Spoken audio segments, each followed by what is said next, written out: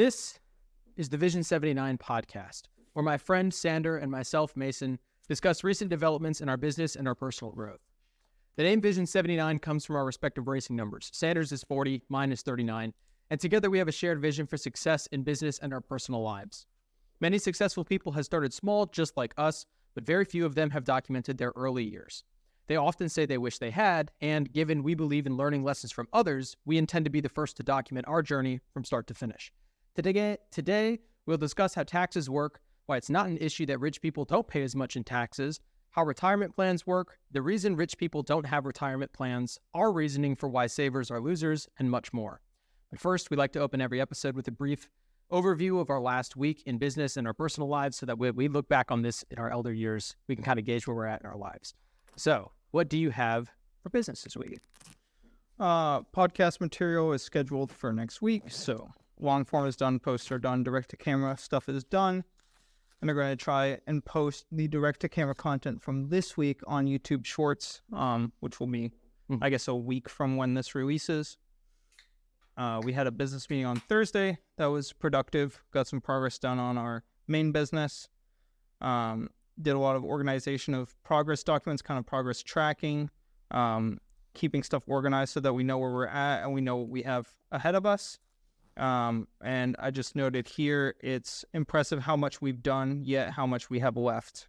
So there's a lot of progress on a lot of those documents, but also a lot of stuff left to do.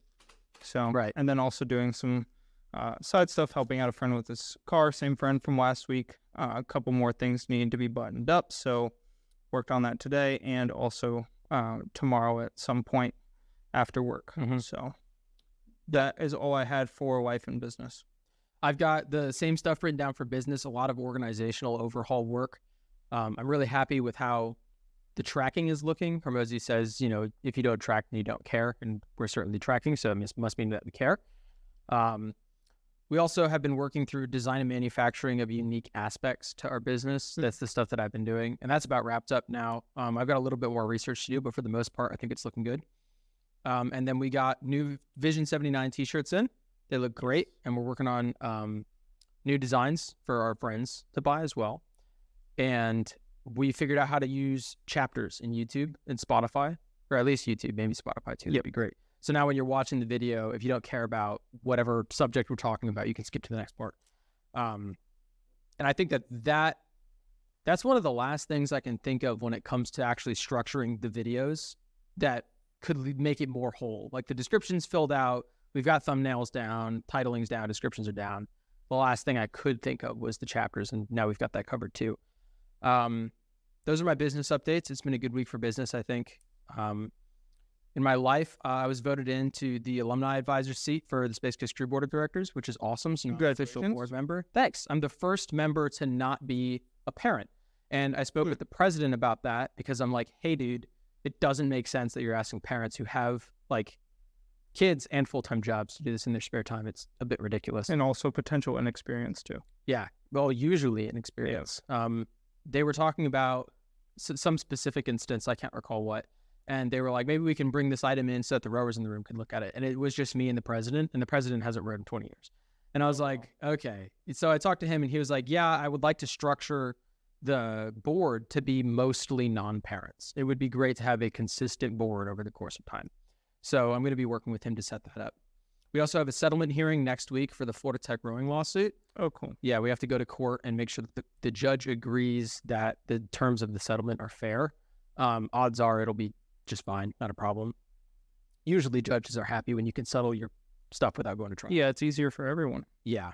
And then I've been in trouble at work for my hours, which is so frustrating because I get all my hours in, and the hours that I don't work, I use PTO for. So I'm notorious in my office for having no more than 4 hours of PTO at a given point in time. And my manager is like, you have to be here for the core hours of 9 to 3. And I'm like, well, that's bullshit because the standard workday is 9 to 5. So essentially what you're telling people is, hey, you can come in or 2 hours earlier if you want and then leave 2 hours earlier, 3 p.m. But what if I want to come in an hour later and then stay till 7 because we do 9-hour days? And they're like, no, you can't do that. What the fuck, dude? That's not fair to me. So I just balance out with PTO. They don't like that. So now I'm in trouble for that. So I can't flex my hours for a little while, which is pretty frustrating. But those are my updates for business and life. You ready to get into it? Yeah, let's do it. All right, cool. So today I want to talk about the problems with saving money, taxes, retirement, our financial planning status, all of that I'd like to cover. I think I take huge issue with the way our education system is structured when it comes to teaching people financial literacy in their early years, even in college years where it is really critical. They don't apply.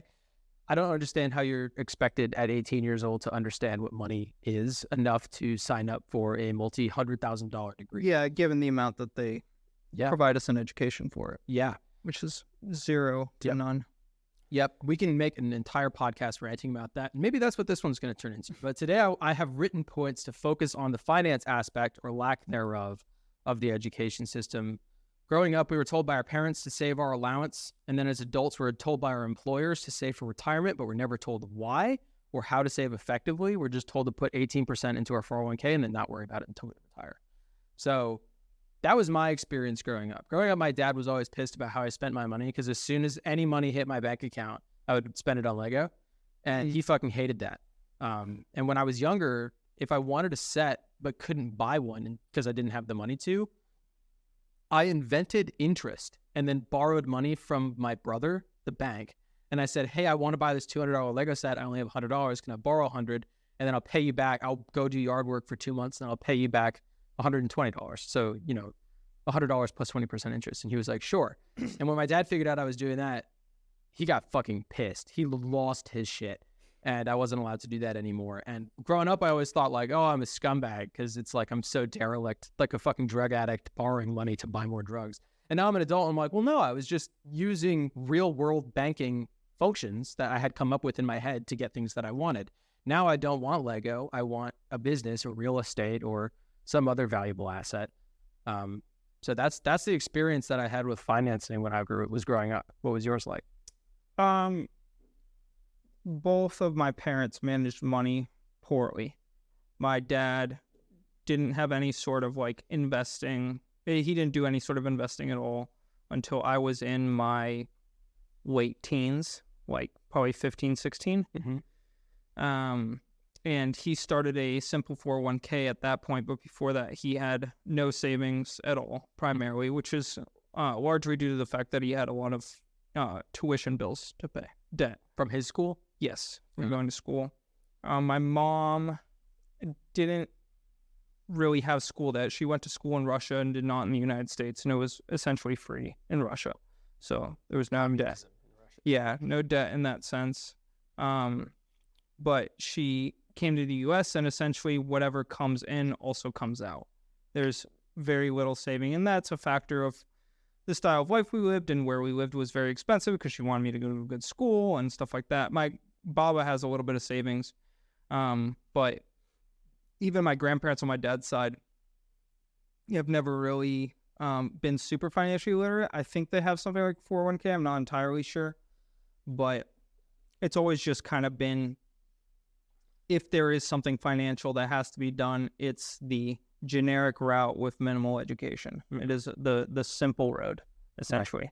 Right. I didn't grow up with parents or family that were interested in investments or in real estate or in, figuring out how to make their money work for them. Nothing like that. So when I got started in trying to financially educate myself, I started from square one in that sense.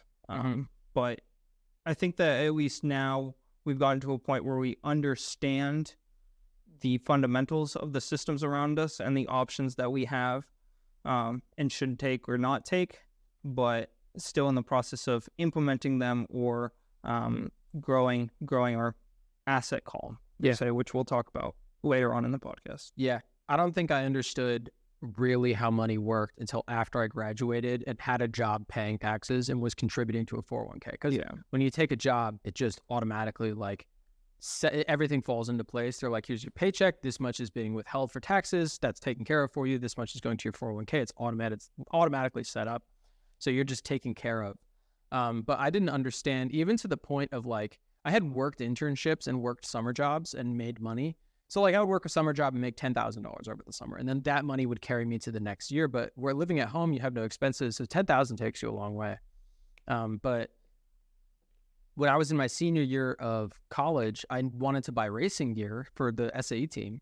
And I borrowed $3,000 from my parents, and they were like, "Are you sure you want to do this?" And I was like, "Yeah." And they were like, "It's a lot of money." And I was like, "Dude, that's like a paycheck. I'll just cover it in like a single paycheck." Not recognizing that when you get a paycheck, you don't keep the entire paycheck, right? A quarter of it goes to taxes, another chunk goes to withholding, and then the rest of it goes to your living expenses. Yeah. So it took me months to pay that off, and I was like, "Fuck!" Like that. Maybe I shouldn't have spent all that money. I'm glad I did because now I have something to wear for the podcast. But apart from that, I didn't understand that jobs don't pay you the way that they tell you in college that they're going to pay you. So Kiyosaki has a saying that a job is just an acronym, JOB, for just over broke. And his whole dogma is every paycheck that you get is getting you to your next paycheck. You don't save a ton of it, meaning that if you were to lose your source of income, you wouldn't really make it more than a couple months before being homeless if you lost your job entirely. Yeah. And retirement is just pardon me, I got the burps. Retirement is just hedging your bets against that. It's insurance against losing your job, except you're not allowed to touch it until you retire. Or if you do touch it, you get taxed really heavily, and you have to prove that you actually need it financially. You can't just pull it out because you want it. You have to show proof. Right. We tried to pull out of our 401ks, and they wanted to know exactly what are you trying to buy, what bank are you working with, how short on money are you. Yeah. It was a pain. But Kiyosaki's, he wrote the book Rich Dad, Poor Dad, which really opened my eyes, in addition to speaking with you, to a world outside of the 9 to 5. And his big saying is savers are losers. Yeah. Saving money. First thing on my sheet. Yeah. Saving money works in a perfect world, but it falls to inflation immediately. Inflation is often downplayed, in my opinion, as 2 to 3%, when in recent years it's been as high as 8%. And that's critical because you could say, well, over the last 50 years, it averages out to 2.5%, but you're relying on the market being good to pull your money out when you need it. So like you're relying, like it has been at 8% in the last 5 years. And I know people who have gone to retire in the last 5 years and they couldn't because inflation was at 8%. So you can say on average it's good, but like that's only if you're okay waiting and working an extra 5 years. Yeah. It's like, why does the average matter to you if you're 60 years old, right? And it's at 8%, and you're like, well, like in the past, it's been an average of 2.5. I'm like, well, are you going to wait 50 years for it to average out? Or you'll be dead by that. Yeah. You've already waited 50 years. Exactly. Yeah. The people who said that, oh, well, on average, it's only been 0.5 to 1% from 1950 to 1960. And now today they're retiring. They're like, dude, it's 9%. The fuck am I supposed to do? Exactly. So Kiyosaki believes investing in hard assets and increasing cash flow, which is what we're going to talk about in the rest of the podcast. So my first segment that I have, if you're wrapped up on the main theming, are you ready? Mm-hmm. Yeah, let's hit it. First segment is on how do taxes work? When we graduated college, I hadn't had a job that made enough money to need to pay taxes yet. So I didn't understand quite how they worked until you and I sat down with my mother, who used to work in the IRS, for her to explain exactly how taxes work. But for my definition here is a tax is a fee that you pay the government, which is meant to fund our country. The theory is a functional society will have a government that pays to upkeep it. This includes services like protection, like the military, infrastructure, like keeping the highways pothole free, and the general public safe from illness, like the FDA. I think those are good things. Those are things that any society needs. And I think that taxes make sense as a source of funding for that, right? Yeah. It's interesting. I have some history about taxes that I dug into. I think it's fitting for this part. But taxes were first introduced into the United States in 1861 to fund the Civil War efforts. Wow, that's 100 years after the 1776 is when the Declaration of Independence. Yeah, so it was 100 years with zero taxes. Mm-hmm. Wow, okay. Yeah, and they were only for the duration of the war. Okay. So they were primarily targeted the wealthy. They were used in order to fund war efforts. Do you know what side used taxes, or was it both? I think it was both. What side was the government? At least from what I researched, it was a federal tax. Got it. I don't know how the distribution of money would have worked between North and South. That's an interesting question. I wonder if the government was just like, you guys can fuck around down there, but you got to pay us if you're going to blow our streets up. Yeah, I don't know. I don't know how it was implemented. From my research, taxes were implemented during the Civil War to help fund war efforts. I wish I could. I could have gone a little bit more specific. Well, no, I'm just curious. Yeah, no, it's a good question. But after the war ended, there were essentially no taxes at all. Well, there were no taxes, or at least federal income tax, until 1913. when the 16th Amendment of the Constitution was ratified. Although the percentage that, the tax percentage that was, implemented was higher than in the Civil War, it was at least said to have targeted the wealthy specifically. That was like the promo they used in order to get it ratified. It's like, oh, we're only going to target the wealthy with this tax. But in reality, under implementation, it really hit the middle class, upper middle class harder than any other group. Specifically, the things that gave the wealthy benefits in taxes is right off the bat in 1913, capital gains were not specifically addressed. So any sort of an investment that you had that grew over time, those capital gains were not taxed, tax-free capital gains. Additionally, any deductions for like business expenses or stuff like that were implemented right off the bat too. So if you were wealthy and you had a bunch of deductions for a business, then you could take those out and you wouldn't have to pay as much taxes. In the same way, if you had capital gains from an investment perspective, then you wouldn't have to pay tax on that either. So in reality, I was kind of thinking about this structure and I was like, really who's hurt the most, and from my research as well, who's hurt the most is upper middle class people who don't have quite enough money to start a business or do these investments to gain significant capital gains, who are stuck paying these taxes. Right. Now, it is interesting because it really was upper middle class that got stuck with it for the most part. It's like that bracket between like upper middle class and a wealthy. The people who like could start a business, but not really something super effective and don't have a lot of capital gains, to the people who can take all the deductions they need. That group of people was the ones fundamentally targeted, at least from my analysis and my research, because if you made below $3,000 a year or $95,000 in today's money for single filers, you were exempt. Or if you were married, it was below $4,000 back then, which is $127K today. So anything below those thresholds were exempt. But, I did some math a while back about like where the middle class really sat, like back in the day, or even in like the 60s and 50s. The middle class sat around what today we would say is about $300,000. So you can think, it feels like although this sounds like upper middle class, like, oh, $127K for a married couple.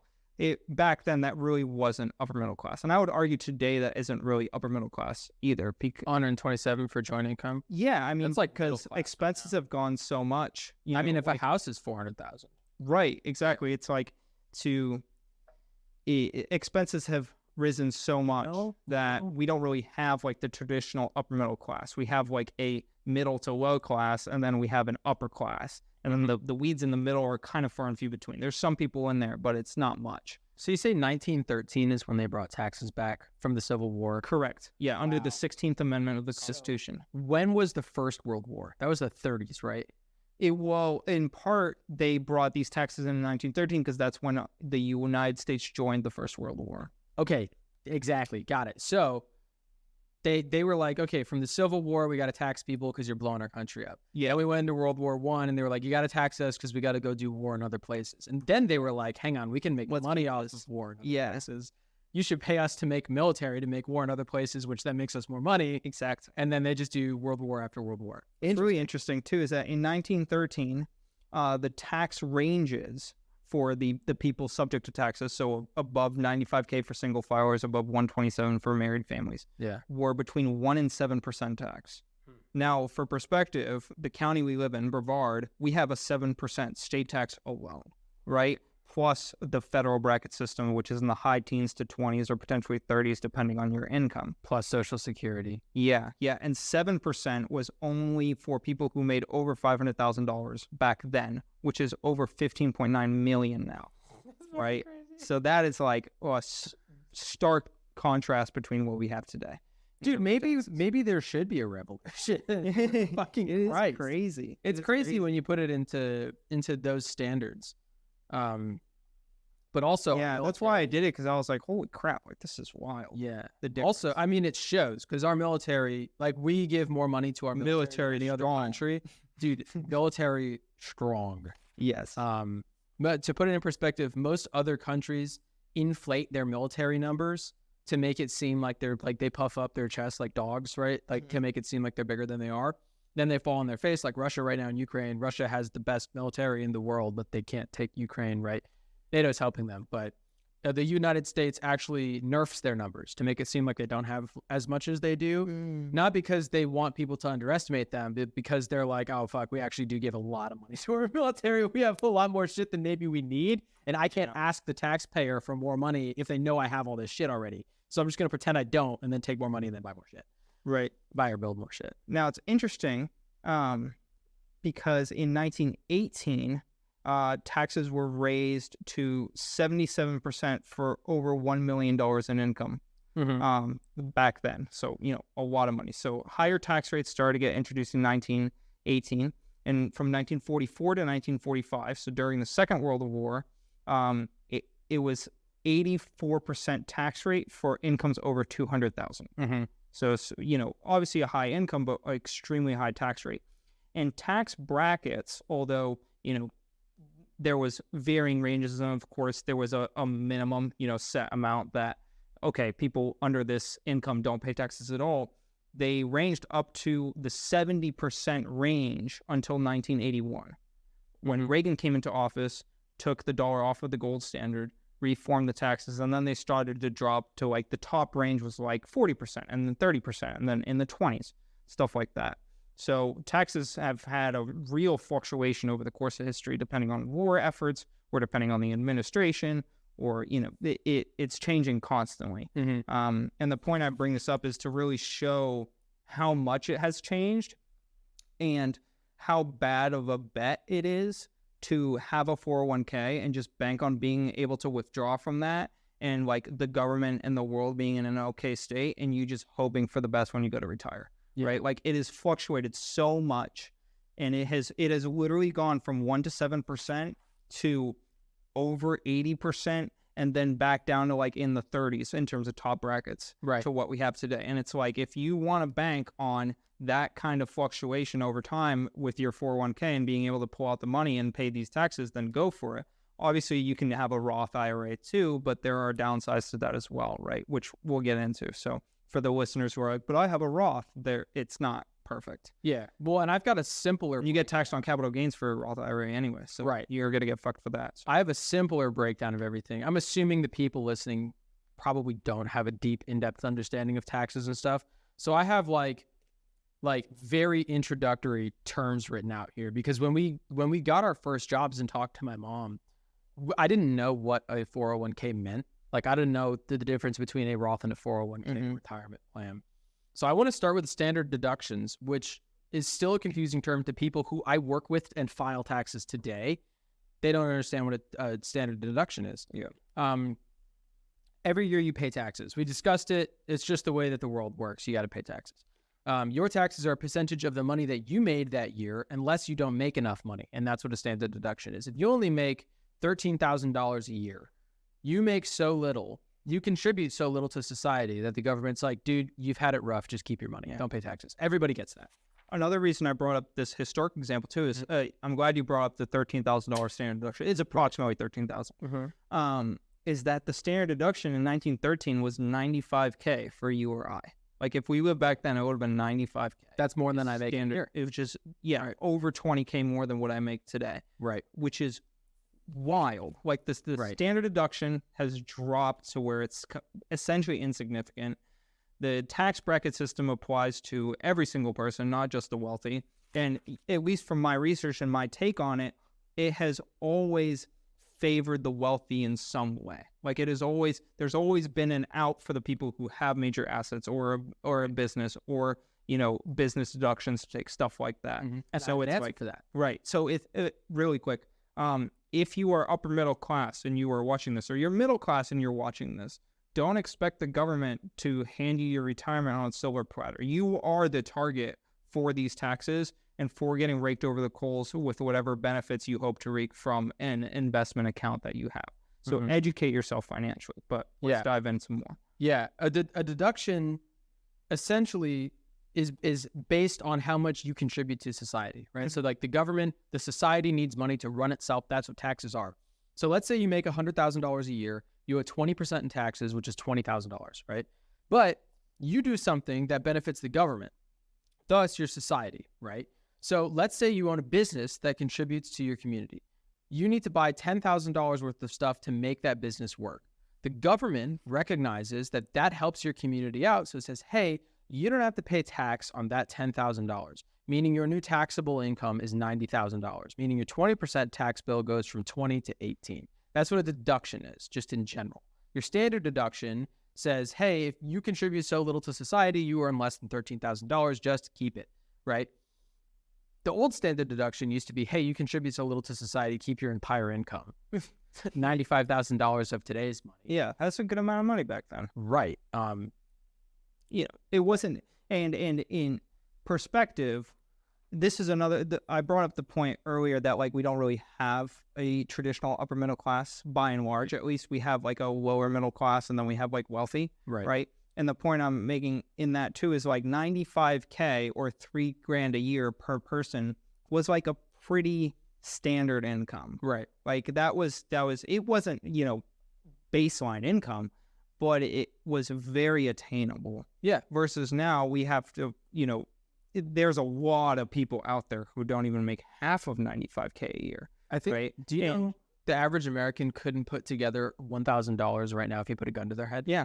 That's the average statistic, which is wild in comparison, right? So it's like a large majority of the people out there don't make over $95K today. Right? I think the average income is in the 40s, isn't it? 40,000 something? Yeah. I think it's actually lower than that. I think it's high 30s at this point. Yeah, so a third of 95,000? Yeah. So it's like, it sounds like a nice deduction back then, but in how money has changed in terms of connected to the gold standard versus not, and how much our economy and inflation has affected things. We've gotten to a point where you really have to get financially educated, because no one's going to be there to save you. And if you follow this traditional path, it's not going to be as beneficial as you hope it would be. And a lot of people, as taxes go up and average income goes down in relation to it, people oftentimes get pissed at rich people for not paying taxes, when in actuality, they're just playing the game. Right. So my example here is... From day one, from 1913, the game was designed so that it could be played. They had capital gains were not addressed, and you could take deductions for business expenses. If it was supposed to tax the wealthy, they wouldn't have had either of those things in there. Right. And the reason they have those things is the rich avoid taxes by contributing so much to society that they're able to write off most of what they would be taxed on. So think of it this way. You, sitting at home, are an individual employee working as an engineer at a local engineering company. You contribute 40 hours a week of quality work that goes into designing whatever, an airplane or a rocket ship. That's our jobs. The government recognizes this and thus taxes you 20%. Your buddy Jimmy is an entrepreneur who employs 2,000 people. In total, Jimmy's company turns out 80,000 hours of work a week compared to your 40 hours a week. And Jimmy doesn't do a lick of work himself or pay shit in taxes because he built a system that's giving paying jobs to 2,000 members of the community, thus bettering your society. So tax breaks are meant to help the rich out for thanking them because they're doing a service by creating jobs in the community and creating a valuable product, which you don't do because you just go to your 9-to-5 office and cover your own part.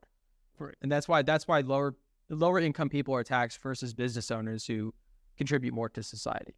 And that has always made sense to me from day one. I've never understood people getting upset for Jeff Bezos not paying his taxes or Trump not paying his taxes and them not going to jail for it. Because if it's not tax fraud, if it's just them claiming deductions, then who cares? If they're not paying taxes that they should be paying, I can understand getting upset at that. That's breaking the law. But if you're playing the game, you're helping society out. 100%. One of my favorite lines, regarding taxes in this game, came from the 2016 debate with Trump and Hillary, where Trump was like, the system is rigged and, it blah, blah, blah. And Hillary was like, no, it's not. And then he came back and he said, I know it's rigged because I use it. And I was like, oh shit, that's, that was a heavy hitter for sure. But it was it sends home the point that the game is there to be played. Don't get mad at people for playing it. Well, what sucks is that the misconception is that it's rigged in favor of rich people. Right. When in actuality, it should be only applied to rich people like it was in the 1913, right? Where they were taxing the upper middle class and upper class, right? Not heavy. It wouldn't contribute to capital gains and anything like that. But now it's rigged because now everybody has to pay a huge chunk of taxes and only the richest people who have contributed all this society don't have to pay it. So it's kind of like, how do you get past the break if you don't have a surfboard? You got to swim, and then they give you the surfboard once you're out past the break. Mm-hmm. You got to fucking struggle paying taxes until you build a business big enough that you don't have to pay taxes anymore. And that's not really conducive to building the big business. Right. And so you have to learn how to play this game early on and set the stepping stones and set the foundation up so that you can get educated properly financially and set yourself up so that you can play the game. Right. Right. And the way to do that is introduced in our second section, which is on retirement plans. Do you have anything else on taxes before we move into retirement? No, that covered everything I wanted. Okay, cool. Section 2, 401k retirement plans are scams. Shortly after my mom explained what taxes are to me and I started to cope with never seeing 20% of my income, that's what withholding is. It's just your employer withholding chunks of your money to pay straight to the government to make sure that they get your taxes paid. She then informed me that I need to kiss goodbye to another 18% to my retirement fund. At this point, I'm fucking irate. I'm just pissed off. And here's how retirement plans work. They started off by being pension plans. So you work for GM in the 1940s, and they say, listen, man, if you work here for 30 years, you can retire at age 60, and then we'll give you like $1,000 a month until you die. Awesome. Sounds good. The problem with that is now companies are paying employees who aren't working because you retired 5-10 years ago. They're still paying you $1,000 a month because you won't kick it, right? So instead, in 1974, they change it from a defined benefit plan, which is we give you $1,000 benefit after you quit, to a defined contribution plan, which is in your time with the company, you can set aside a portion of your income, they'll hold on to it for you, and then they'll pay it back to you after you retire. The difference between defined benefit and defined contribution, right? Now, there's a fucking scam right in front of you there, which is the company holds on to your money and then pays you back when you retire. So if you pay into your retirement plan, I don't know what happened. Dude, if I died today and all my money in my retirement plan is still in Northrop Grumman's pocket, what happens to it? Do they keep it? Well, you should have filled out someone who's a beneficiary of it. I don't know if I did that. Oh, got it. Anyways, they hold on to your money that entire time. And if you think that they're not borrowing money from me to pay off the guy who's retiring right now, you're an idiot. It's a Ponzi scheme. They take your money today. They tell you not to touch it. That's why you can't touch your retirement money until you're 60 without paying not only taxes and capital gains, but also a penalty fee, because they don't want you to touch that money. So everybody who will tell you like, oh, you can't touch your retirement money until you retire, they're totally right, but they don't recognize why they're correct, which is the people who have your retirement money right now are currently spending it. That's why they don't want you to touch it. And that doesn't really fill me with confidence that my money is going to be there when I go to retire. What if my company goes out of business? Right? What if they spent all my retirement money trying to keep their business afloat and then they crash? If they claim bankruptcy. Yeah, exactly. Then they can't pay me. Right. And people ran into that problem with pensions too, but it's the same issue with the 401ks. The only difference is it's my money that you're burning, not your money that you're burning. Me speaking to the company. Right. It's interesting too. I made this connection while I was writing my sheet, but Robert Kiyosaki talks a lot about how like a paycheck is a disease because it gives you just enough money to survive and to get some basic essentials and maybe a nice thing once in a while, but it keeps your mind relaxed from pursuing something greater financially or in the investment world. Right. And 401ks and 401k accounts are very similar to that when your company sets up an option where you can put some money in a 401k, they match it, so they incentivize it, and they say, here's this easy route. Everyone does it. Don't worry about it. Put your money in there. It'll grow over time at 2.5% per year.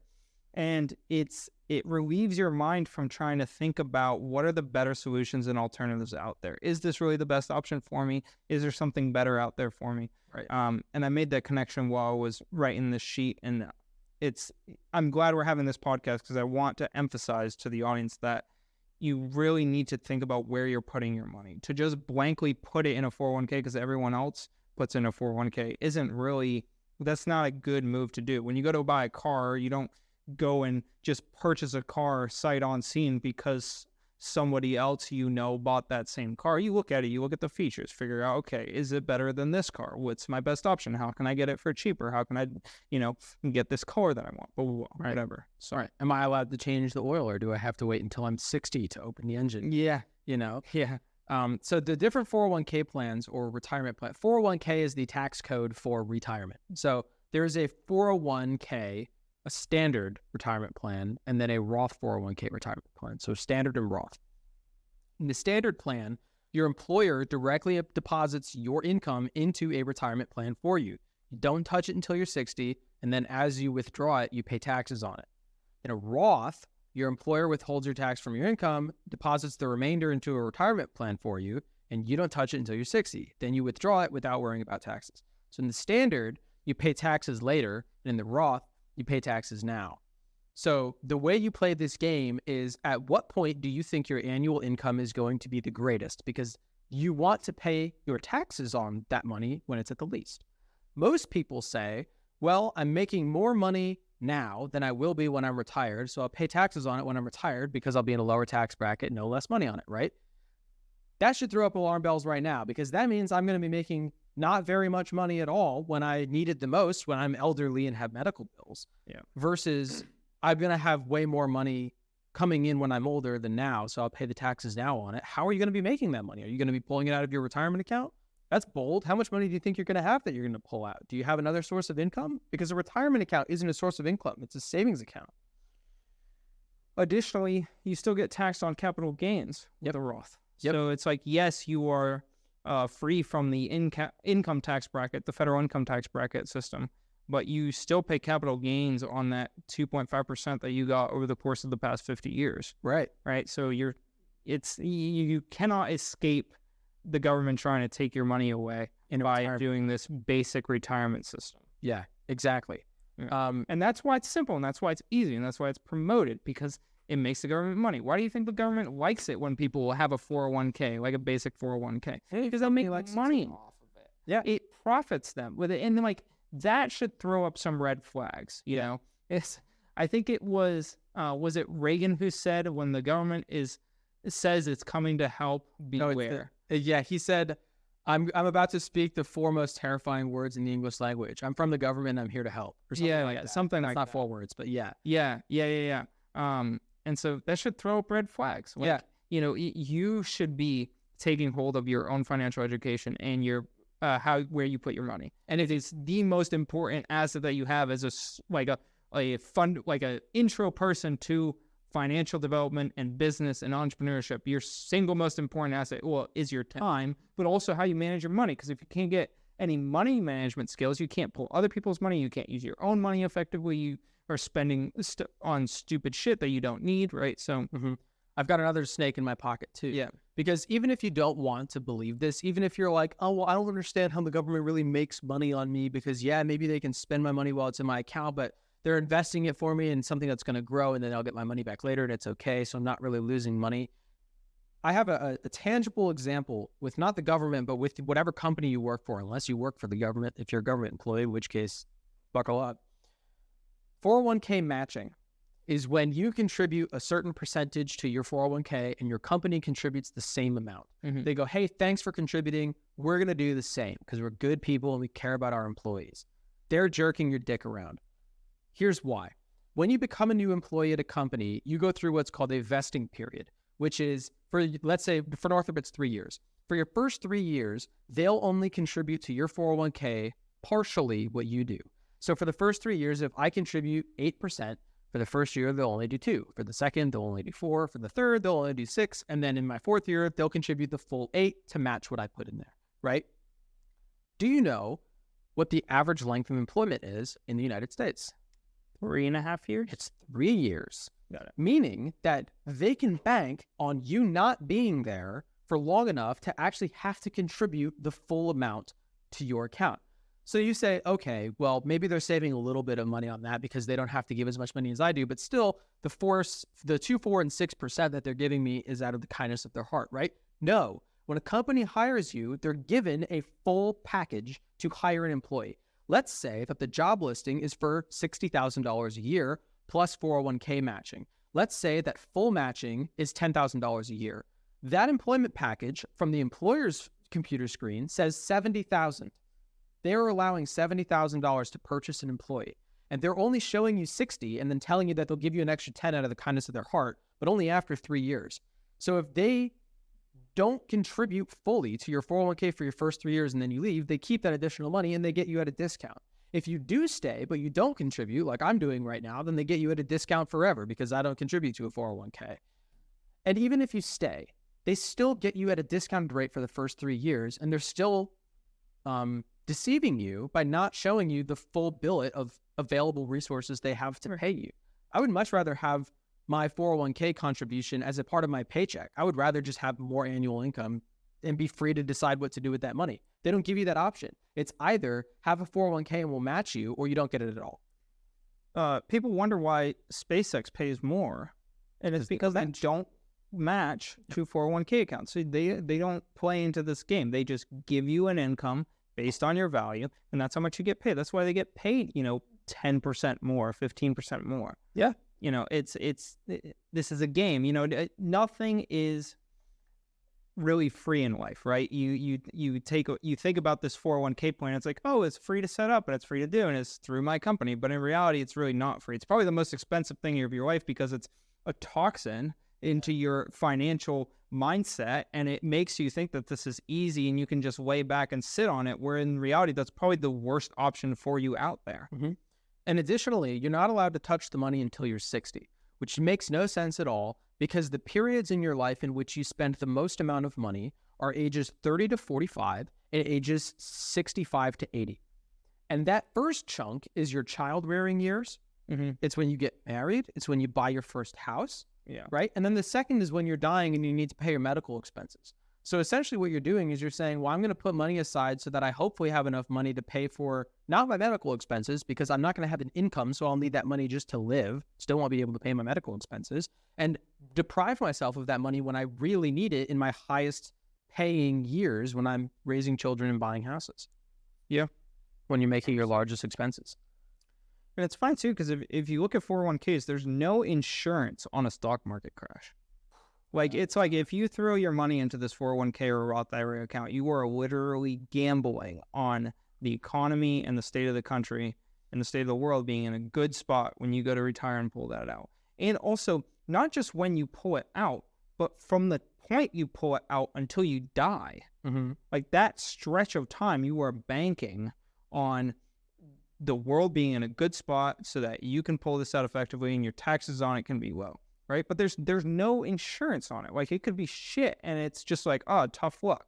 Right. You know what I mean? And so it's shocking and sad that so many people are blindly taking this easy route without thinking about it at all.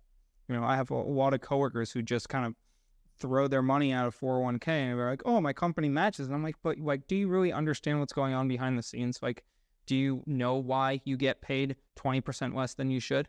You know what I mean? Like, there are deeper levels to it that people just do not look at.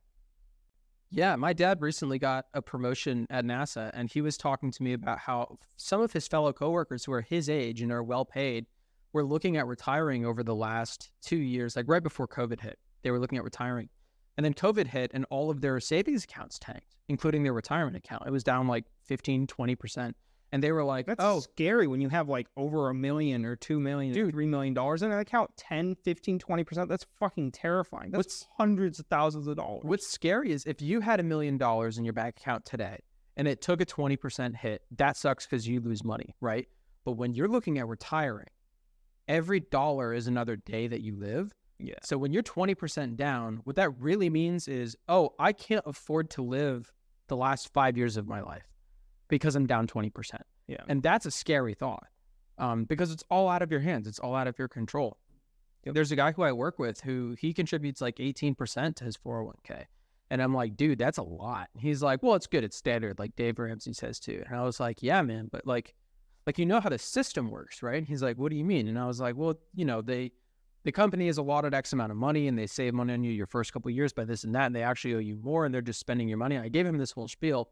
And he was like, oh, yeah, that all makes sense. And I was like, and you're okay with that? And he was like, I mean, I don't have another option. And I was like, there are a lot of other options out there. And he was like, yeah, but this is the easiest one. And I feel like the company really values me because they like give me this money. And I'm like, did you not hear what I just fucking said, mate? Like, am I falling on deaf ears? And I think that I am. And it is bewildering to me because when we had this conversation in my parents' kitchen with my mom, she was the same way.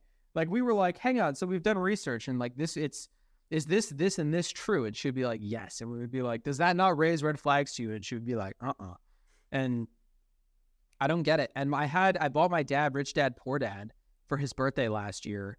And I think that he started reading some of it, and then he was like, he had that thing where he's like, well, I'm too far into it now to change course. Because like, that's another part of retirement is our audience goes up to 34 years old. I think that's like the oldest audience member that we have. So like if you're 34, you've been contributing to a 401k for 10 years. Everybody tells you that with compound interest savings accounts, you have to hold it, like invest early and then hold it until you're like 65 and don't touch it until then. So like right now you're watching this going, fuck mate, like I've got my entire life savings in this account. If I tamper with it, I'm fucked. And I don't want to screw this up. So I'm just going to leave it. And then I'm going to see if it pans out when I'm 60, because it works for other people, right?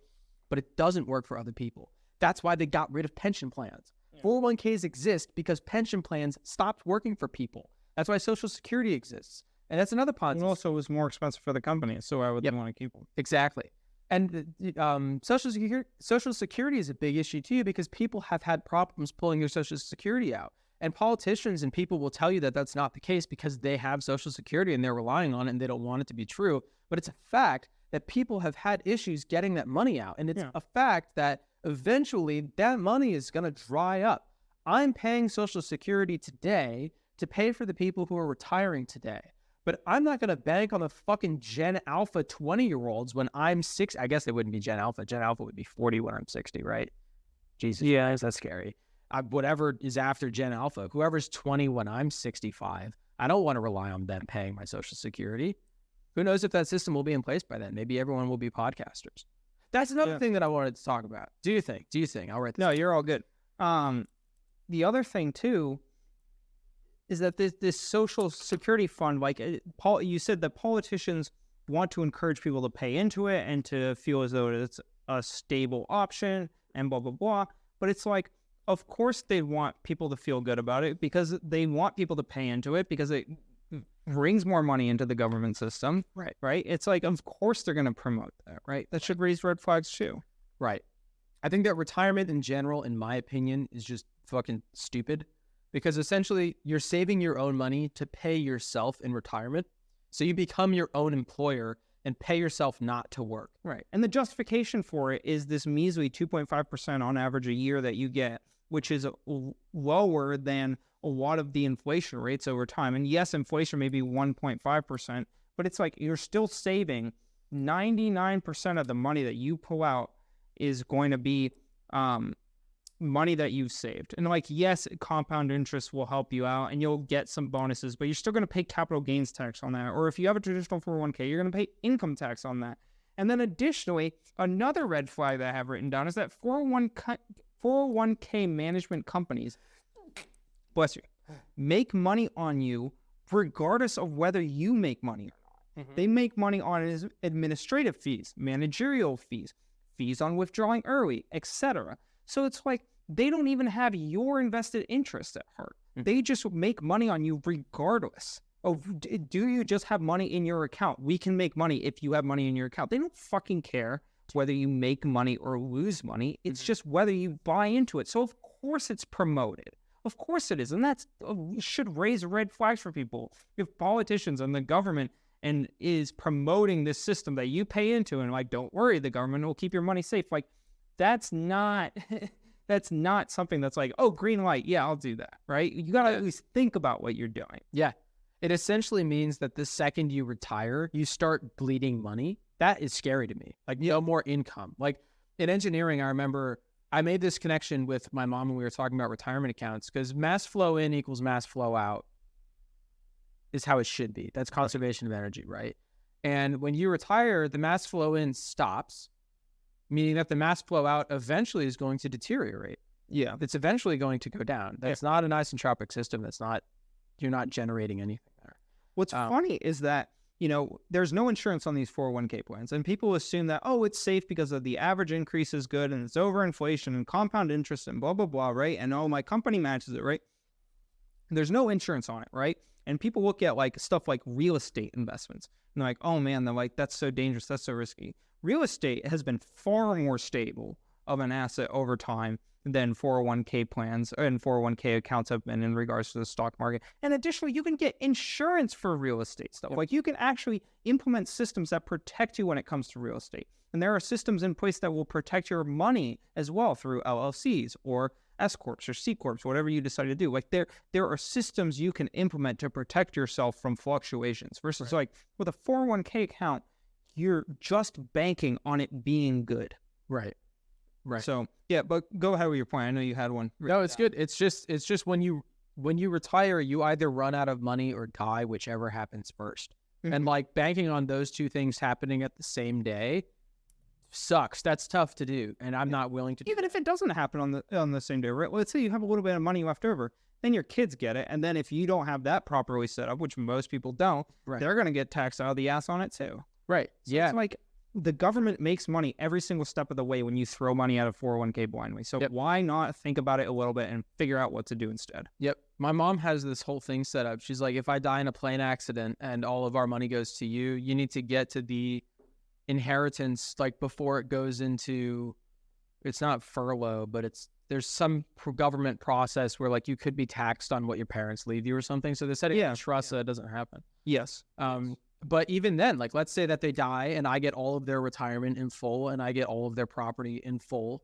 Cool. Now I've got a house that's owned outright that I have to pay property taxes on. Because even though they own it outright, you don't own the land. You never own the land. The government owns the land. You still pay property taxes on it. This is the kicker too. If your parents have a mortgage and they haven't finished paying off their mortgage yet, right? And so they have $400,000 left on their mortgage, right? Or if you want to take on the house, you get that mortgage, right? Which is problem one. Problem two, even if the house is completely paid off, if it's not properly set up through like something like a trust or whatever, like you're still going to end up paying gains tax on that, right? You'll pay I can't remember the names of the taxes, but you also get tax on transferring that asset to you. Yeah. Right. And so it's like every step of the way, if you're not careful, there's a way that the government can figure out how to take your money. Yeah. No thanks. Yes. I'd rather just use whatever that retirement money is, not in a 401k. I want to use it when it's actually needed before I'm 60 to help me establish a business that will pay me whether I work or not in retirement. 100% agree. That brings us to our third segment, which is speaking to how we handle our money. So, now that we're done trashing the government and education system and society as a whole, I want to discuss how we handle our own finances today and how we hope to handle them in the future. So pretty much applying everything that we have just talked about. And I'll open by saying, and this is a shock twist at the end of the podcast, I don't have a 401k. I don't have a retirement plan. I don't have a long-term compound savings interest account. I don't have any of that shit. I have like $5,000 in an S&P money market account that earns interest at like fucking 3% and managerial fees at 1%. So it's a net 2% gain a year interest thing. It just sits there. It's not doing anything because I need that money in the next year to quit my job. So like I don't have enough money to save right now because all the money that I'm saving, really I'm just collecting to then spend when I quit my job to start this business. Yes. It's pretty much what I have. For handling money? For right now, yeah. Yeah. I mean, I don't have I bury cash in the backyard. That's it. Yeah, I mean, I don't have a 401k either. I'd rather have that money now to build a business that will set me up for the future. And we've discussed taxes. We've discussed 401ks. And I think the point that we're really trying to make is that you have to become financially literate. Yeah. Neither of us. Wow, there's some awesome thunder outside. I don't look outside. Side note. I want to stay in. Let's record for a time. You have to become financially educated. Neither of us knew anything about this sort of stuff a year and a half ago. You know what's crazy? Let me interrupt you. Yeah. You're totally right. We knew jack dick a year ago. Yeah. Next year and 5 years from now and 10 years from now, we're going to look back and we're going to go, man, these kids in 2024 didn't know what we know now, but they had the fundamentals down, which is something stinks here. Right.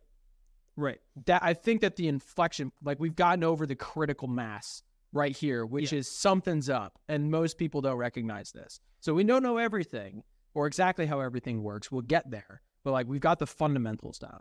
Yes, and it's funny too. I think we'll look back on this podcast and go, man, like there was a lot of stuff that they didn't even know back then. So it's like, I want to also make this point in the podcast is like, we are by no means experts on this situation, right? But something definitely does smell when it comes to traditional 401ks.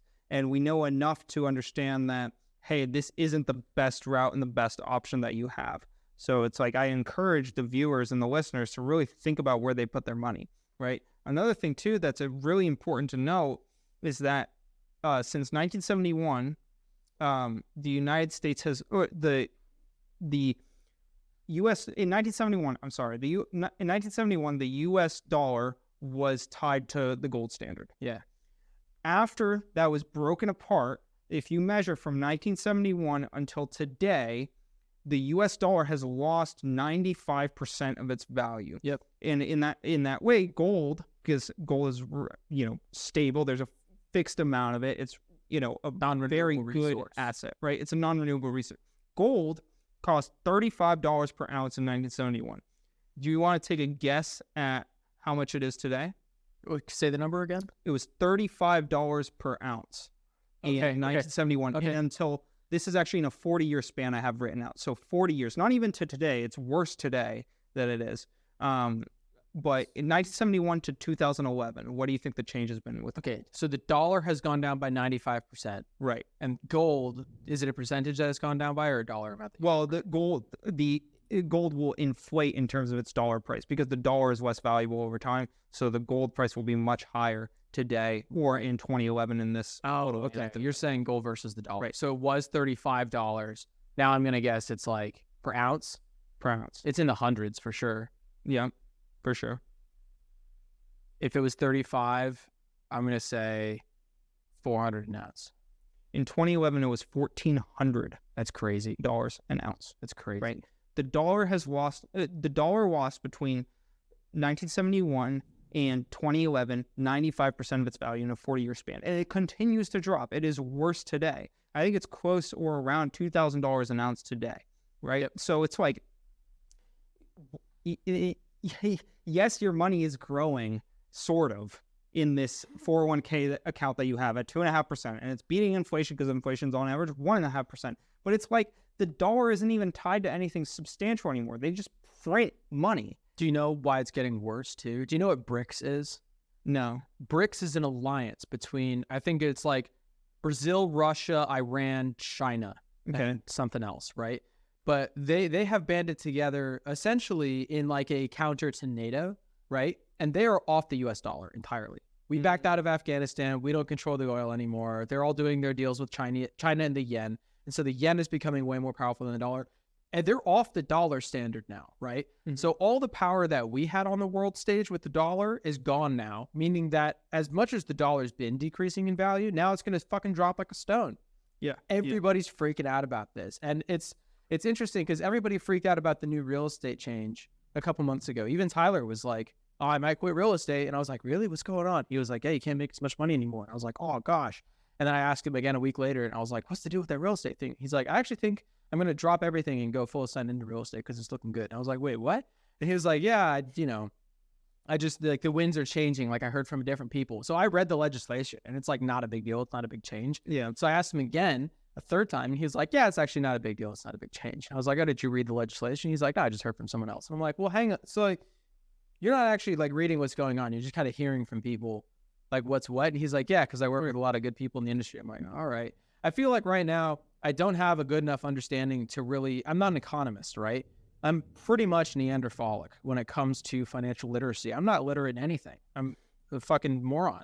But I still know enough to see the trends and to recognize the patterns. And I know that by other countries not relying on the US dollar, that gives the United States less power to make the US dollar more powerful.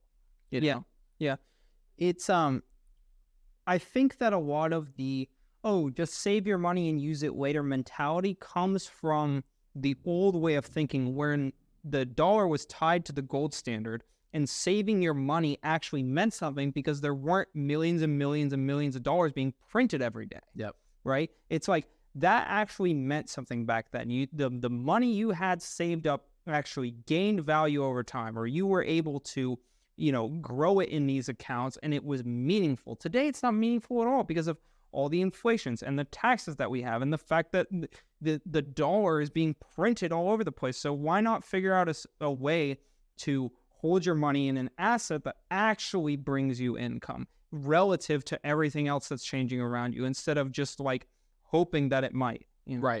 Right. That's the point I'm trying to make. But, you know, in terms of how I handle my money, I try to budget as best I can.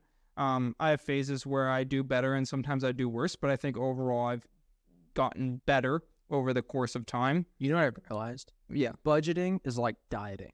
You can't just go on a diet, because if you eat healthy for a week and a half and then you have a cheat day, like let's say you were in a average of a 100 calorie deficit over the last week, and then you have a big pizza and you are 900 calories over, right? Now you're in a 400 calories surplus over the course of those 2 weeks. So if I do a good job of saving money for a month and then I buy a gun or whatever, right? I just fucking tanked all that.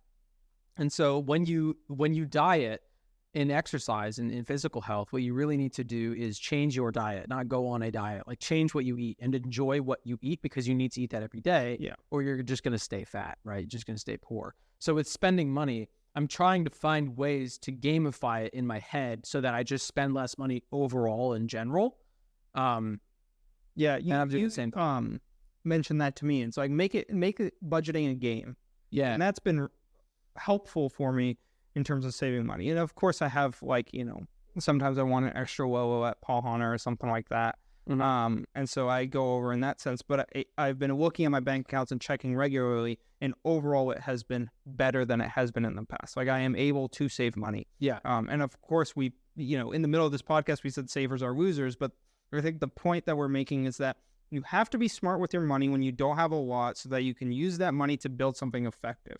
Saving your money to then dump in a 401k that, as we've gone over 100 times in this podcast at this point, is a bad route to go. If that's your plan, then you're not really, then savers are losers fundamentally, because you don't have an educated plan about how you can utilize your money the best way possible. Yep. And I do want to touch on a couple of mindset things as well that I've kind of tried to implement into my life when it comes to money and finances. I didn't know if you wanted to tag something onto that part, but yeah, I have this fucking quote.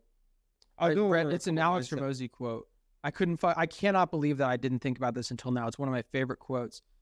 But it's saving money won't make you money, but it will give you the security to think farther out and take bigger risks, which will absolutely make you more money. So we're saving right now, not because we think it's going to be beneficial when we retire, but because there's no other way to build a business next year if we don't save today. Exactly.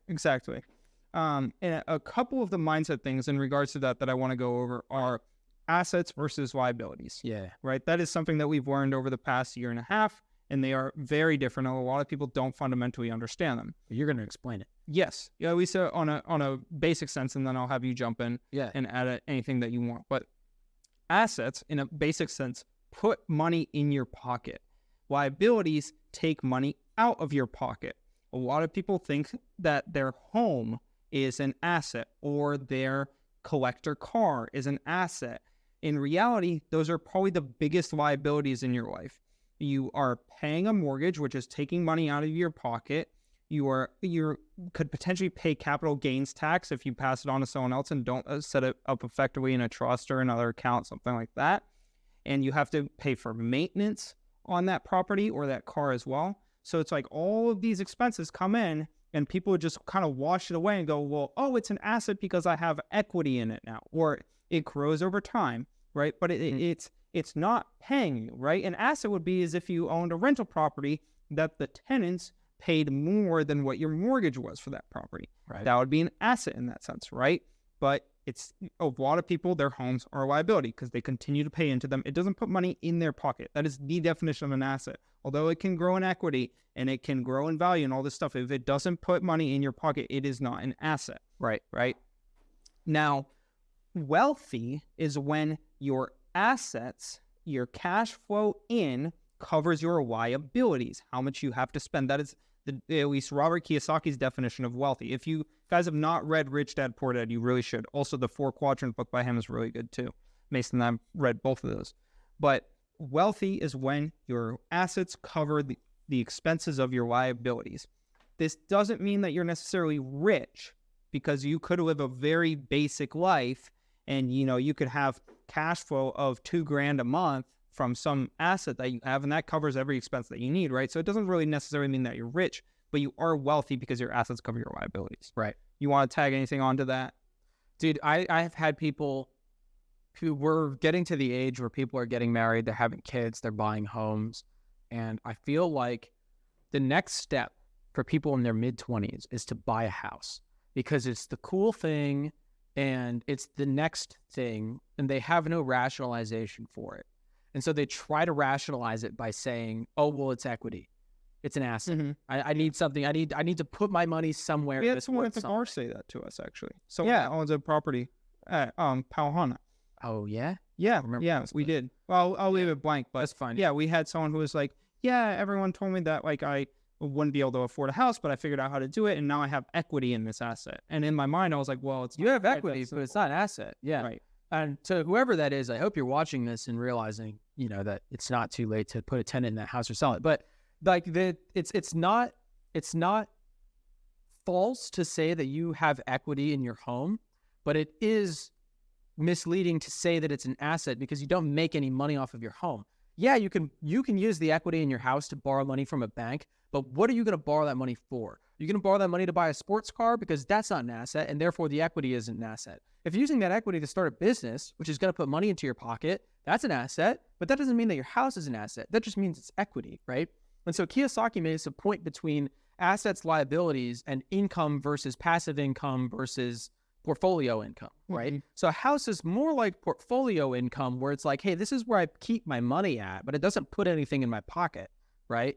Yeah. Best case scenario, because in actuality, like, I wonder if you buy a $400,000 house today, you start paying off the mortgage on it, right?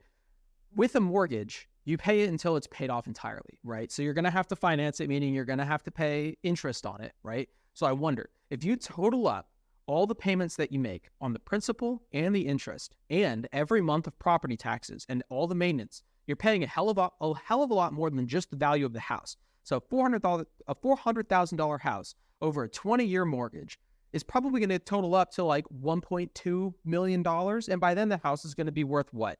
600,000, 700,000? Let's just say it's worth 1.2. Now you're breaking even. And let's say this fucking equity that you have in this wonderful location that you decide to purchase, the dollar has lost 95% of its value between 1971 and 2011, right? So even if you have this fucking equity in your home, right, that supposedly is larger than inflation, right, which in a lot of cases it's not, especially the direction that we're going. Inflation has been much higher in the past years, and, depending on how things go, it could get worse, it could get better. Who knows, right? The point is that you are not you're not setting yourself up from an educational standpoint. You're setting yourself up because it's easy, and that's what everyone else does, and that's a stupid mistake to make. Anyways, it's like, if you have equity in this home, what is even the real value of the equity that you have? Because the dollar has lost so much value, and like you said with the BRICS deal, right? Yep. It's continuing to go that direction. So it's like, do you even really have equity? Like, it is a liability in every sense when you actually start to analyze it and look at it. And this goes into one of my other mindset fundamentals that I wrote down, which is that if you take on debt and risk, you should be paid for that debt and risk. Right. And like, people look at this and they'd go, oh, well, it's like, it doesn't make sense for me to take on debt to buy a home and then I get paid to own that home. And I was like, well, like, in some ways you should set yourself up in a way where you do get paid for that home, like having it as a rental property. Right. Like, you should be setting yourself up so that when you take on debt and risk, you get paid for that debt and risk. Not that, you take on this debt and risk and then you have to pay into it as a gratitude for taking on that debt and risk. That's not how you have to have a flip in your mindset so that you can start to analyze these situations critically instead of just going with the flow and assuming that things are going to be fine and kind of like washing it all away and just trusting everyone else around you who's probably making dumbass financial decisions. Yeah. In terms of getting paid for taking risk, if I have a laundry cleaning business that I think is going to really take off, but I need an investor. So I go to my grandmother in the retirement home and I'm like, Granny, I need $2,000 to get this laundry cleaning business going, right? And she's like, listen, Mason, you have done drugs your entire life and don't have a job and you think you're going to start a laundry cleaning business, people aren't going to let you into their house. And I'm like, but please, Granny, it's a great idea. And she goes, listen, I'll give you the $2,000, but I'm taking a risk. This is on Shark Tank all the time. I'll give you the $2,000, but I want 80% equity in your company. I own most of it because I'm taking a huge risk, right? I want to get paid for the risk that I'm taking. It's the same shit if you're borrowing equity, you're taking debt out of a bank. Right. Same thing. Right. And on your point for inflation, what is for in the seat that you're in, what is the most sensible way to combat inflation? For the seat that I'm in? Yeah, like for anybody, how do you combat inflation? If I give you a stack of cash and I'm like, how do you combat inflation? That is going to be worth half as much tomorrow. All right. Invest it in stable assets. Dude, the only way to fight inflation is to get more dollars. Yeah. If the dollar that happens with that money, or invest in assets that are actually stable and grow, but not a 401k account, like real estate, potentially, if you're educated about that, or even if you're not fucking educated and you have no interest financially to figure out what to do with your money, like put it in gold and silver at least. Yeah. Like just like look at the stats on gold over the years. It's like that is stable. There's a fixed amount of gold in the world, and every year some amount of that gets lost or broken or something like that. So there continues to be less. And so that asset grows in value. It has continued to grow and it will continue to grow. Do you know what insures real estate against inflation? Lay it out for me. What is there less of every year? Real estate. Available real land. Right. Yeah. What is there more of every year? More people. Yeah. Right? That ratio is constantly shifting in favor of landowners. Right? So if I buy more land today, even if I buy land in a regular community that then goes to shit and is run over by gangs and people don't want it, just wait. It'll always be worth something. Even the gang members are going to want to be paid for that land, right? Like the land will always be worth something. Similarly, do you know who enjoys gold just as much as Americans? All the people who are not using the American dollar anymore. Yeah. So you can still make transactions with people in other nations. Like gold will always be there. Land will always be there. Yeah. The stock market might not be. And I want to make a very important distinction because you said if you buy land in a bad area, just wait for it to get better, right? I don't want that to seem synonymous with put your money in a 401k and if the economy is bad, just wait for it to get better. Sure. Right? It's not synonymous because the structure of real estate in the land, it has to get better, right? There are more people and less land, and it has to grow in value. It will. Right? It will grow in value. There is nothing guaranteeing that the stock market and the economy will grow in value. Based on the past, you could say it is likely to grow, but shit could hit the fan and it could completely collapse, dude, right? And on top of that, with real estate, you can set it up in such a way where you get paid for it while you have it. You can have tenants in your house or apartment complex that then pay you as an asset. With a 401k, there is no situation where you can be actively having cash flow from your 401k by having your money in there. There are other types of accounts that may have that. You can invest in bonds or other forms of, I think there's these things called CDs. I really don't know a lot about them. CDs are called, I can't remember what the acronym stands for personally. It's like a credit deposit or something. Essentially, you put your money in and then the government spends it and then they give you a little bit more after. Right.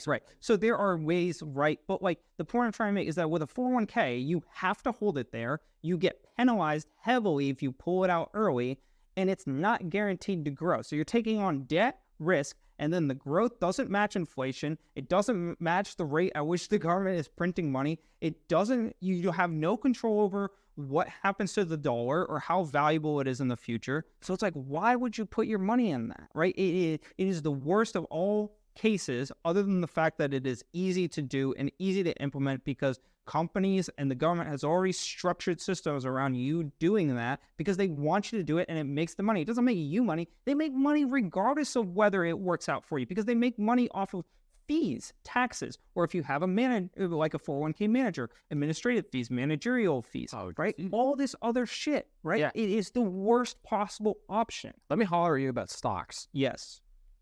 Last year, a couple months after starting my job and canceling my 401k, I was like, actually, okay, let me pause before I fully cancel my 401k because I want to make sure that I understand this before I go making life-changing decisions, right? Mm-hmm. Akin to the 35-year-old watching this who's like, fuck, I've been contributing to 10 years. Do I want to bail on it now because I can't go back on that, right? So I paid to have a financial advisor explain the system to me and set up a retirement plan for me. And he was like, it's interesting because normally I don't work with 22-year-olds. Normally I work with like adults. And I was like, thanks, man. And he was like people in their 30s or 40s who are looking at planning for retirement, normally kids your age don't really think about retirement. And I was like, do you think about retirement? He was like, well, yeah, but I'm like getting closer to retirement. And I was like, oh, what age are you going to retire at? And he was like, probably 62. I think I can do it at 62. And I was like, that's neat. I want to retire by 30. So I'm thinking about it right now because we are equidistant away from retirement, sir. And he was like, okay, well, I'm not going to make a retirement plan for you for 32. And I was like, I know that. I'm not here for a retirement plan. I'm here to understand how this works. And so he explained to me how money market accounts work. He explained to me how the S&P 500 works, how stock trading works, how all of that functions at an introductory level. Yeah. And essentially, I asked him hard-hitting questions that he did not have answers for. And at the end of it, he was like, hey, man, like normally I end these by giving somebody a plan. Here's your plan. I have it printed out, right? He uses mathematical models to predict where my retirement accounts will be by XYZ plans by future dates. So he shifts between trading my money in stocks and trading my money in bonds based on the market and my age. And he tries to get it in the perfect point to be at a maximum when I retire. And I was like, thanks for that. I appreciate it. His records showed that I would have like $3 million in my retirement account, right? But I know people retiring today with that much money. And I know that based on the rate of inflation, if I'm retiring with $3 million, I'm probably not going to live for very long because that will not be a lot of money in 2065. Yeah. So I was like, thanks, man. I appreciate it. It looks good today, but $3 million is not a lot of money in 2065. And he was like, I know. Normally, I would send people a follow-up email after 6 months to check in with them, maybe do a recurring deal, but I can tell that this is not your path and you're just not interested. And I was like, you're 100% correct. And he was like, I'm sorry I couldn't do a better job of convincing you. And I was like, it's okay. It's your job. And he was like, yeah. And he was like, actually, if I can level with you. And I was like, yeah. And he was like, a lot of guys who trade stocks don't actually make a ton of money off the actual stock trades. They make the money off of their managerial fees. And I was like, what? And he was like, yeah. So like hedge fund managers and stock traders and like the people who manage your money market accounts, they don't make money on the capital gains that they earn you. Yeah. They make money off of the 1% fee that they charge you. So yeah, normally they can match inflation, but they're not really making you a ton of money. They're not making them a ton of money. And I was like, really? And later on, I found a statistic. I think this is a Hormozi statistic, but I could be wrong. The average stock trader, like if you average out everybody, like the people who make millions and they hit it big and the people who lose millions and they lose, it averages out to exactly like 0.2% growth or something. Well, it has to. Right. It doesn't have to, right? Because in theory, if you can learn stock trading, then most people can make money on it. Well, not if you can truly learn it. If you can truly learn it, yeah. Well, I would say not really, because when you are trading, if you make a good investment, that comes out of someone else's account, right? Like the shares are finite, and the people who win get the money off of the people who lose out, right? So there is always a gradient. It's just like the idea that not everyone can be a business investor in the country, right? There has to be people in the employee quadrant of life, in the self-employed quadrant of life, in the investor quadrant of life, and in the business quadrant of life, right?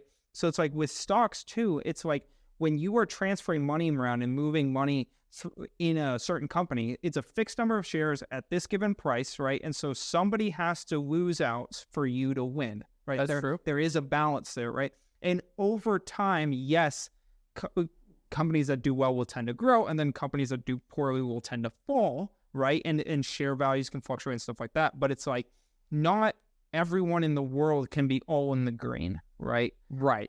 Maybe there could be more people in the green potentially by a smallish margin if the company continues to gain in value and grow. I think fundamentally, when you win, someone else loses. I think my point in this statistic is that of all the people who learn that skill, the average can't do anything. Yes.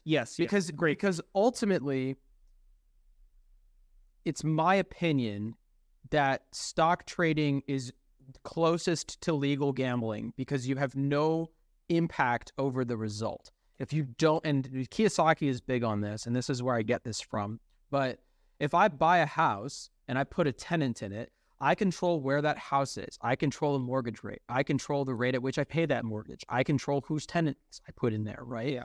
But when you put money into Apple stock, you just hope that it goes up. You can look at the trends and guess, but nothing is, dude, 2008 is a great example of this. Like 8 people on the face of the earth knew that something was going to happen. It's because they had inside information.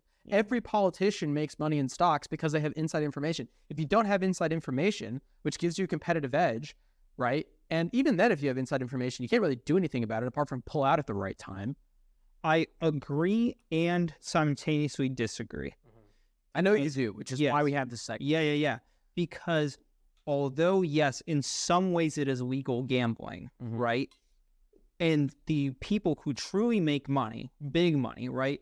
They are the whales, essentially, in this field, right? They are the ones moving the largest amounts of money around. They are making the biggest trades. They are the ones that have the insider information. So the game with stocks, really fundamentally, is to figure out who the whales are and how do I track their moves so I can replicate their moves, right? If you aren't able to replicate their moves, then it is completely gambling.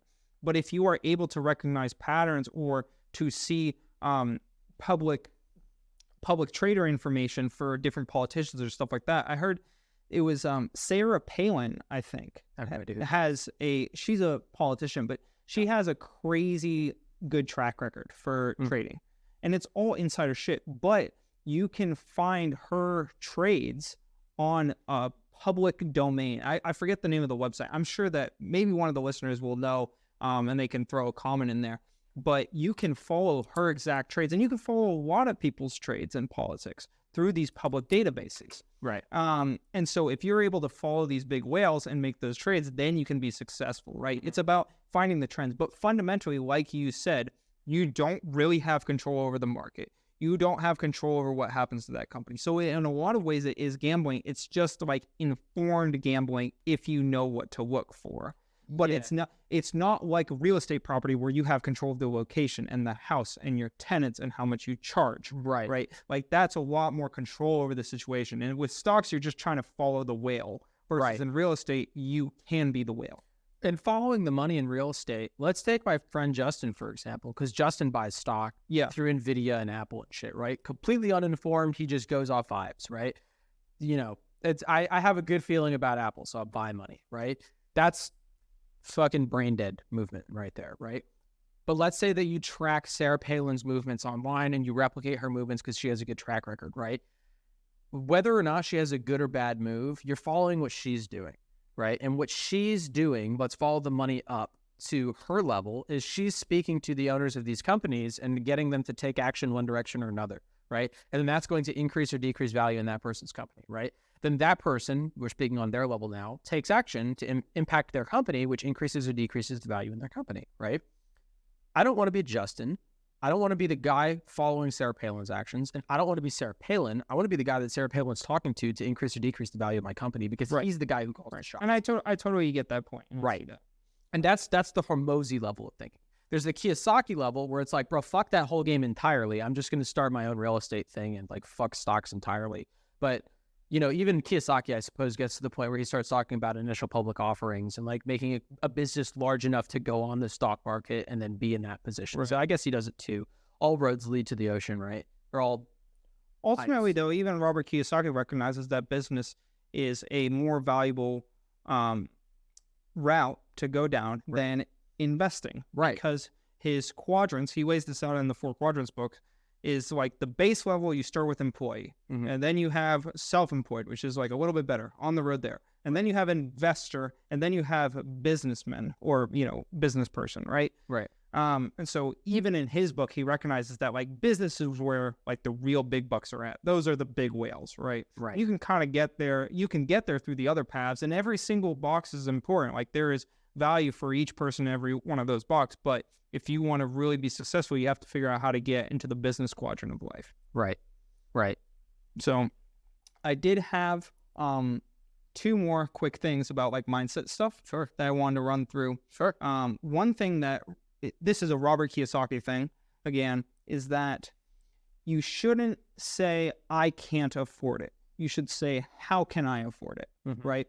And I think this is a really valuable tool, but it has to be used with caution because if you're going to use it to buy dumb shit, right? If you're going to use it to, I don't know, buy a trip to Mexico for 3 weeks and just like ball out or whatever. Maybe that's not dumb for you. I would personally find that dumb for me, right? So I'm using it as an example. But it's like if you're just going to ball out on a vacation and vibe, right? Maybe, you know, maybe it's not really valuable for you to think about that and be like, how can I afford this trip versus like I can't or can afford this trip, right? Because the point I'm trying to make, I guess, is that when you say how can I afford it, it puts you in a mindset to really figure out how to make the money happen so that you can do this thing. And I think that having that mindset is more valuable towards things that are meaningful, like building a business or figuring out investments or figuring out why your 401k is stupid and why you're losing money out, right? Like applying that mindset to things that are more meaningful, I think is important.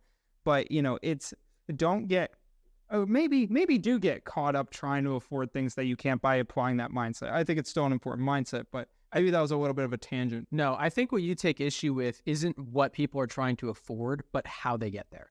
Because the answer to how can I afford it can be, I'll just borrow money and then do it. Right. And that's not a good answer for like anything really, but like even if it's a Ferrari or a company vehicle, right? The answer to how can I afford it is borrow money from the bank in both instances. One is more beneficial than the other because one's an asset, one's a liability. Yeah. Now I'm thinking about it, I did that so poorly and that wasn't my intent.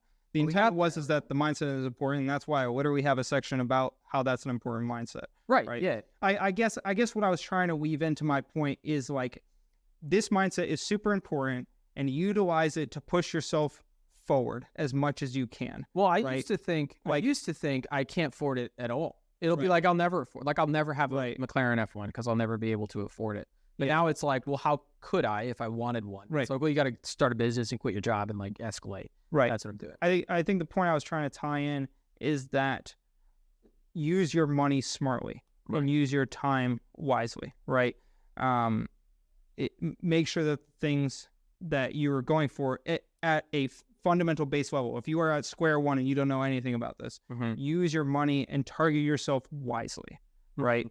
Use it to build yourself up, right? Like you or I could look at trying to buy a Ferrari 308 for 80 grand. You know, we could look at that and go, okay, how can we afford this? Which is a good mindset to have, but that's kind of a stupid position to be in right now, right? Because we can use it as motivation to build something that will eventually get us that thing. But to just target Ferrari 308 right now would be silly because we can place that mindset towards something else that will build something more meaningful that then we could buy 1,000 Ferrari 308s with. Right. That's the point I'm trying to make. And I worded it very poorly, but hopefully it's a little bit clearer now. I think the weight behind that quote from Kiyosaki isn't so much the strategy of how you get there, but to really open your mind to a different way of thinking. Yes. Which is what I loved about the Rich Dad. Which is why I found it useful. It really opened my mind. So I opened my mind to the sense that instead of just saying like, I'll never be wealthy or I'll never be able to afford a McLaren F1 or I'm not that guy or I'm not a billionaire, it really forces you to ask the question of, well, what's different about those people? The people who own McLaren F1s, what do they do and why can't you do that? And that's when you go, oh, well, I just don't know how, but that can be solved. I can just learn, right? Exactly. That dude, the Rich Dad Poor Dad book, for anybody who is interested, I think that we hit the nail on the fucking head by doing the regular college 9-to-5 route, reading Rich Dad, or this was my path, I guess, maybe not yours. Yours was different. You knew from the get-go you wanted more, but I followed the 9-to-5 path. Then I read Rich Dad Poor Dad and realized that there was a whole world out there. And then I found Alex Hormozi, who was like, hey, you know, there's a whole world out there. Here's how you're going to get there. And then we started our own podcast, which is, still didn't know how to get there, but I'm going to go back and watch this laughing one day and go, he didn't know, but I know now. Yes. Yeah. But that's the value in these podcasts is just because people 30 years from now can watch this and go, oh, fuck, like they didn't know either. Like if you could go back and see Jeff Bezos. That's why we're starting for square one. Right. If you could watch Jeff Bezos in the year 2000 and he had a podcast, and he's like, I'm figuring it out day by day. Like, I don't really know what I'm doing. Right. That would give me more motivation to go do something. And I'm sure there's stuff that we've touched on this podcast that, there is more information on, or there are differing opinions, or maybe it's right, maybe it's wrong. Maybe in the future we'll look back at this and go, oh, well, like Sandra was a little bit wrong about that thing or whatever, right? But the point of this podcast is to get you to think about what you're doing financially, give you a basic outline of a couple of things that we have found that have influenced our decisions, and probe you to think about how you can set yourself up better than you're setting yourself up now. And that ties right into my last mindset point, and it's directly from Robert Kiyosaki. He says, what I know makes me money, what I don't know loses me money, and every time I'm arrogant, I lose money because arrogance disguises what I don't know. So, that kind of wraps up essentially at least my mindset or framework coming into this podcast.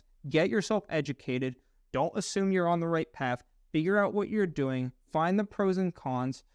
Talk to someone in a professional in the field. And I don't mean someone who's running a 401k account, because they're just going to want to charge you managerial fees for a 401k account. Research online to people who have been successful in business or investing, whatever you're interested in. Just start somewhere and figure those fundamentals out and go from there. That's at least my point. I feel as though this podcast really hones in on. Because I did pay that guy. I did pay that 401k man. I think we have some gaps in our understanding, and there are some things that I couldn't recall on the podcast perfectly in terms of like the CD thing or whatever. Yeah. Right? But the point is to think about it. Yeah, I fully anticipate that in 10 years, we'll go back through all of our original episodes and then take a topic and then make that episode again. Like a duplicate. Yeah, like we'll do this episode in 10 years. We'll have totally differing opinions on it. We'll have a much better understanding of this and less understanding of that. And we might say, hey, now aged 30, I feel totally differently than how I did age 20 because I didn't know this or that. But I think that what I really enjoy about this episode in particular is it's a snapshot of where we are at 23 years old. Yes. And that is inherently valuable because most 23-year-olds don't do this. And they don't give this level of thought to it. They don't ask the type of questions that we have. My financial advisor said, hey, I haven't had somebody, let alone a kid, come in and ask me this shit before. I don't know how to answer it. And I think it's important that we're asking those questions because it's going to directly impact where we are in 10 years when we make that episode. And I don't want to be asking these questions for the first time when I'm in my 30s. Yeah. But most of what I do with these episodes, I think, is just like, create a recording for the future me to go back and look on and reflect on whatever progress I have or haven't made. And if we're 45, or I guess older, if we're 60, looking back on this episode and we're like, dude, we hit the nail on the head right away. That's awesome. And if we look back and we're like, I've got a different opinion now because I'm more informed, then that's valuable information too. Right.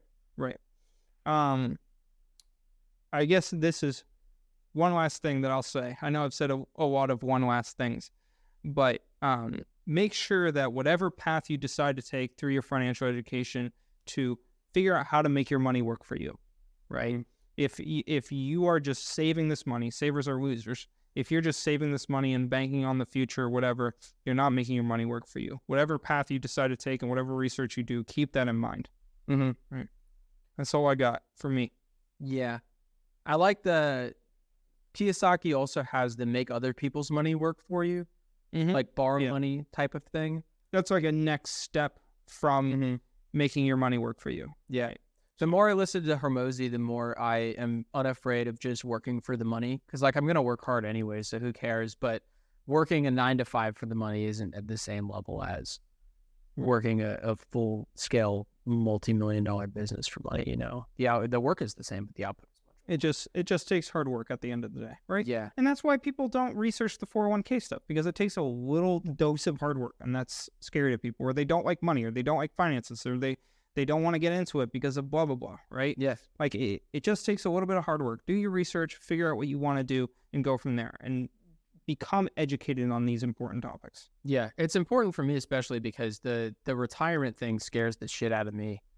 Being anywhere without income is scary to me. And it doesn't have to be retirement. It could be when we're 20, 24. Like I could lose my job tomorrow and then I'm on essentially a retirement plan at 24 where it's like, hey, you have this amount of money in your bank account and no income, figure it out. Yeah. And why push that problem off to when I'm 60 and have a little bit more in my account, but still have the same problem?